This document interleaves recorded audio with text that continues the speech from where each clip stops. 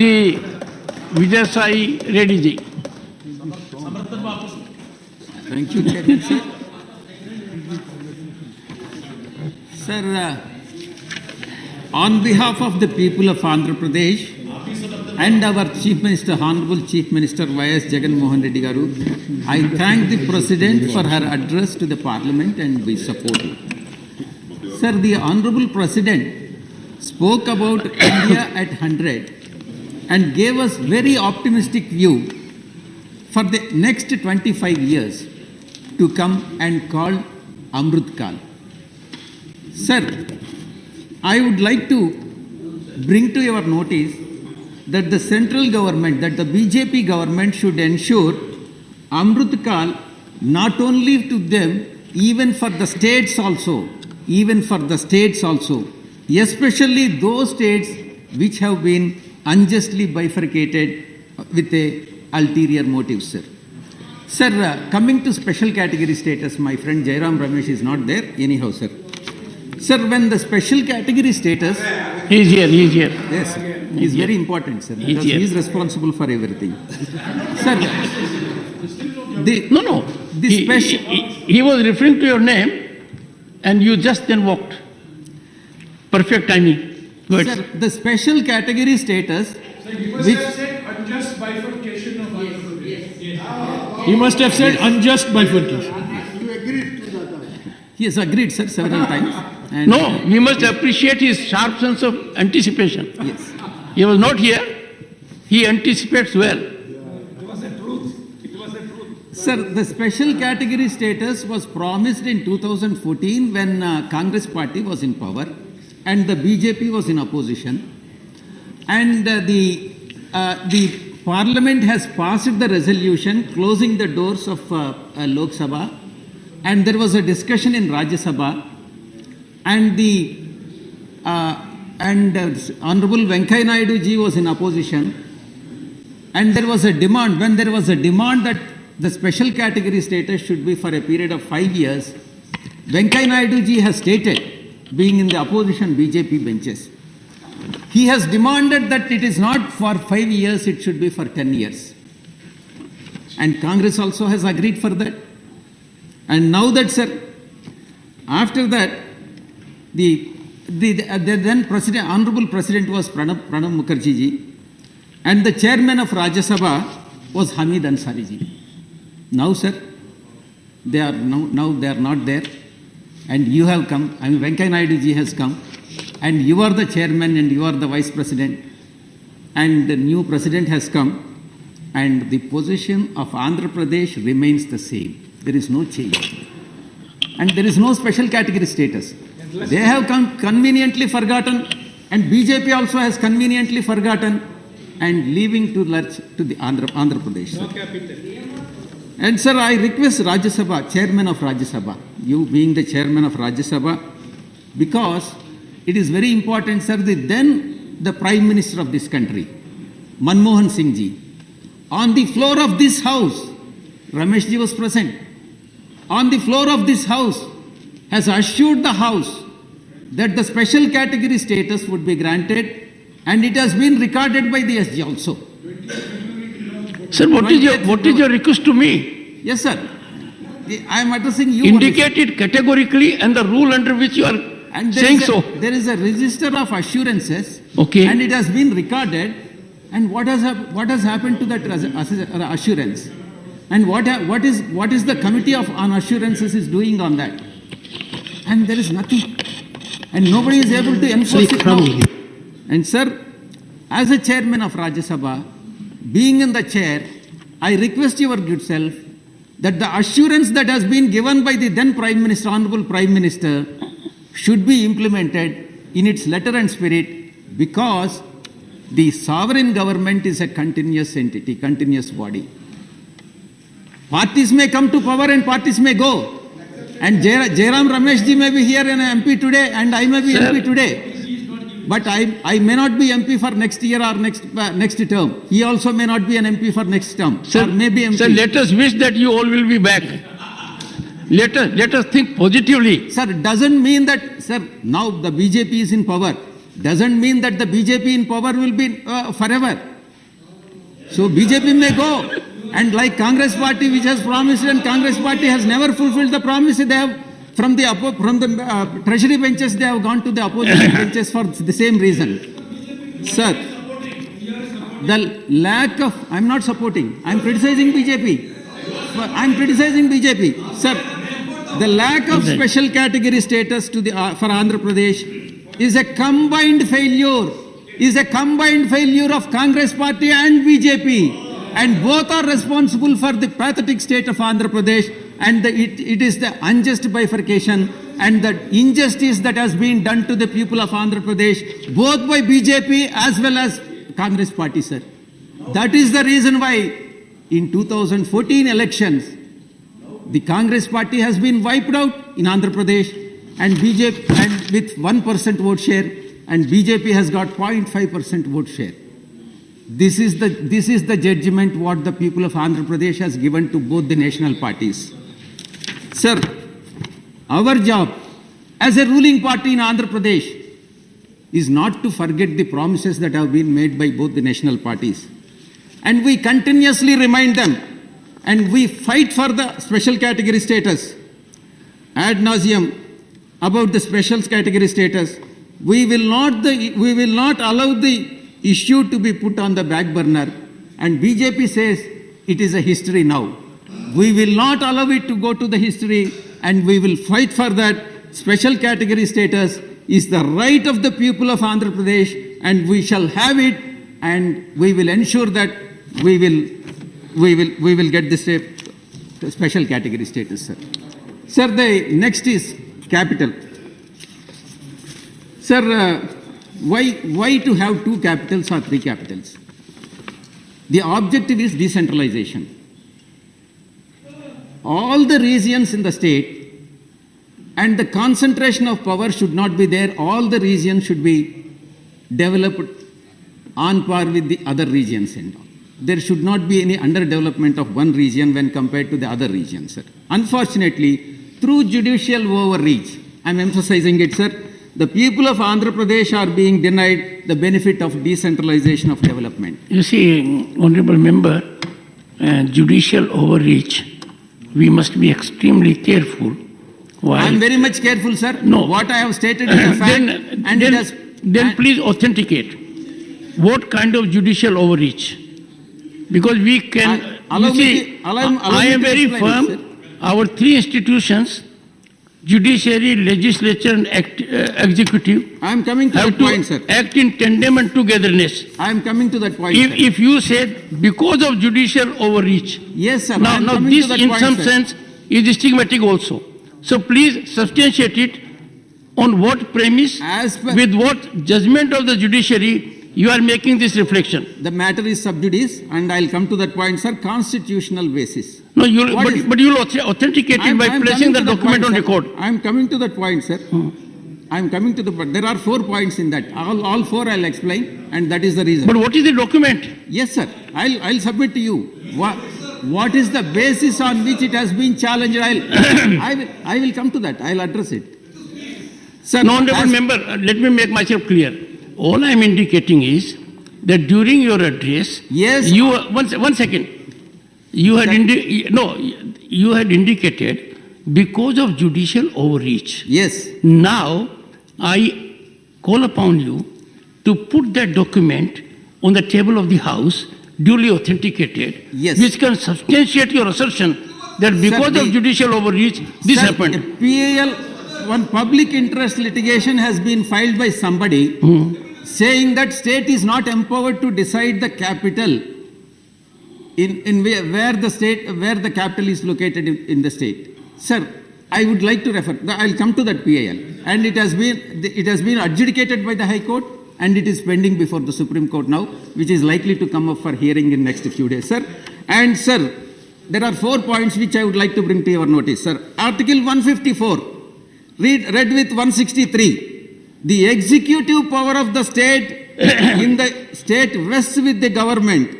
The power to decide the capital city is purely an executive matter You are falling reading solely within Article 154. Yes, sir. Article 154, read with 163. Please refer to that, sir. It is purely a state subject.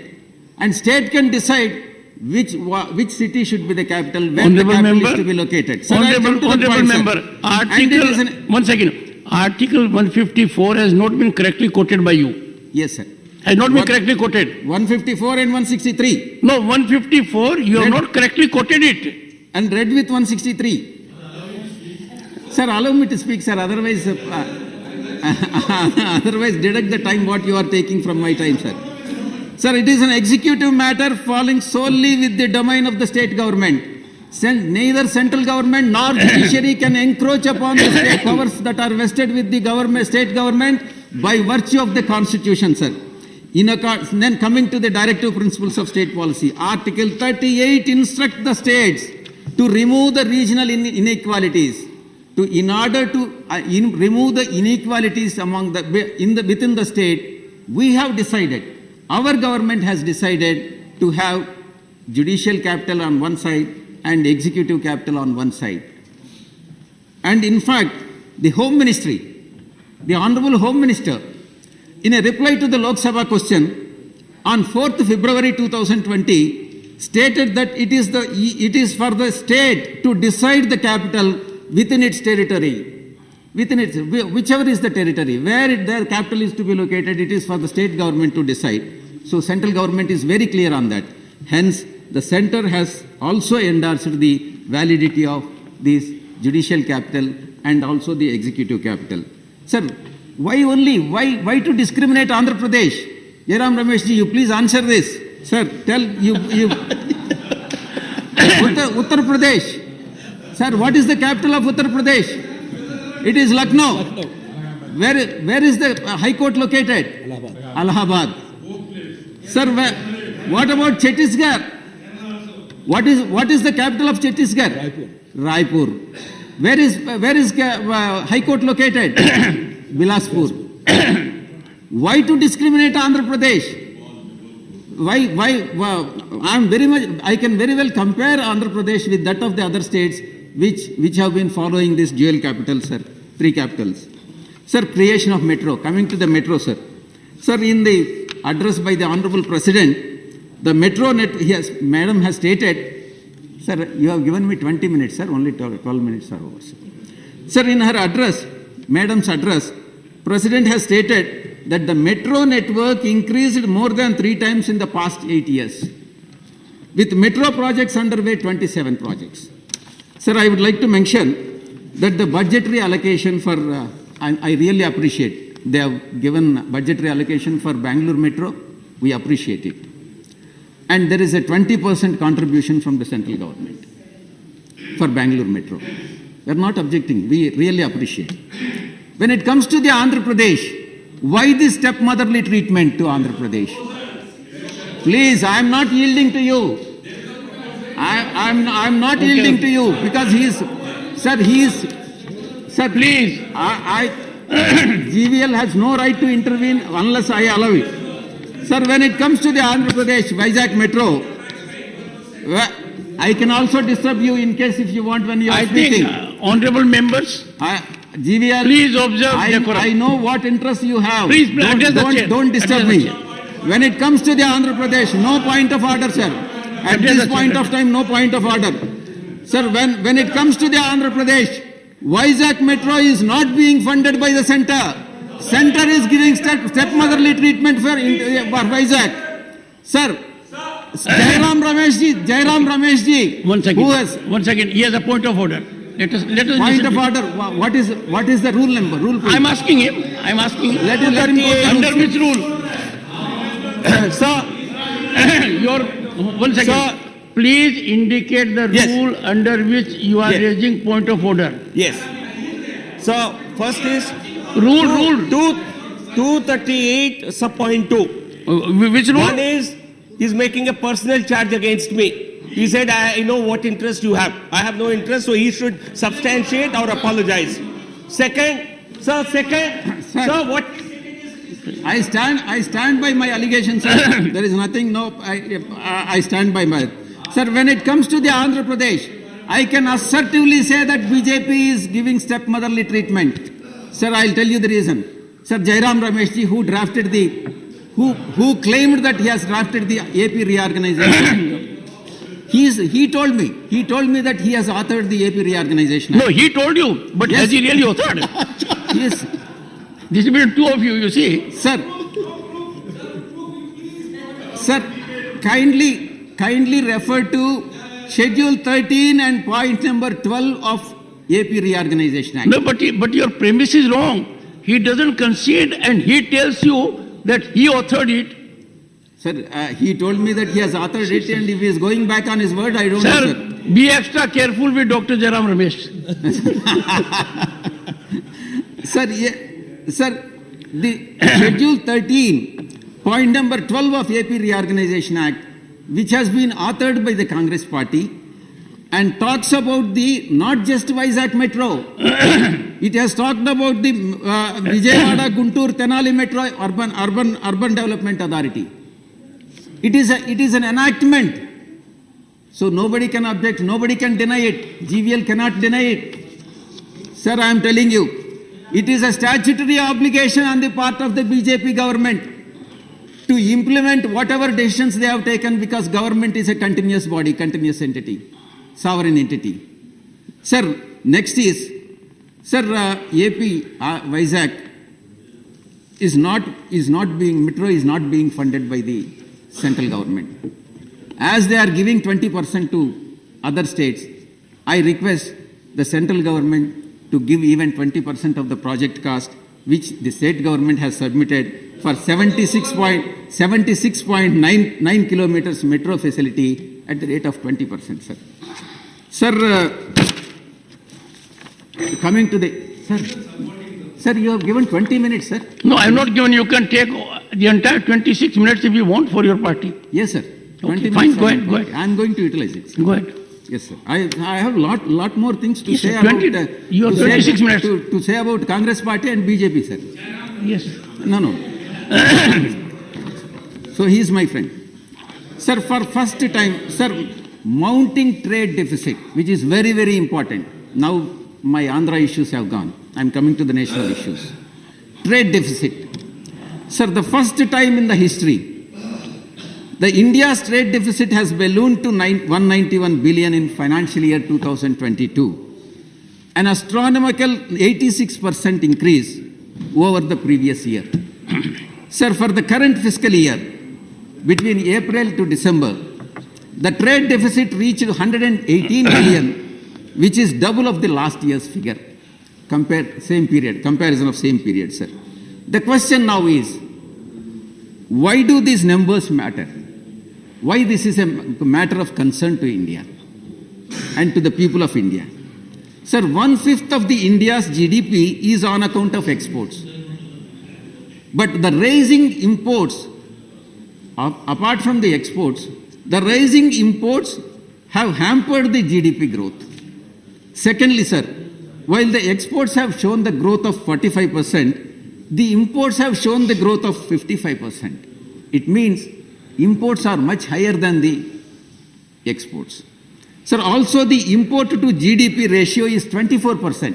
Import to GDP ratio is 24%, much higher than export to GDP ratio is 21%. These figures are really alarming, sir. And also, sir, this means that export-driven growth in GDP is being negated, offset by the rising imports, which the government of India should be taken into cognizance, and appropriate steps have to be taken in this regard, sir. Sir, what is the factor? Why is it a cause of concern? Sir, it is the Chinese factor. Sir, the reality is that much of these imports are coming from China.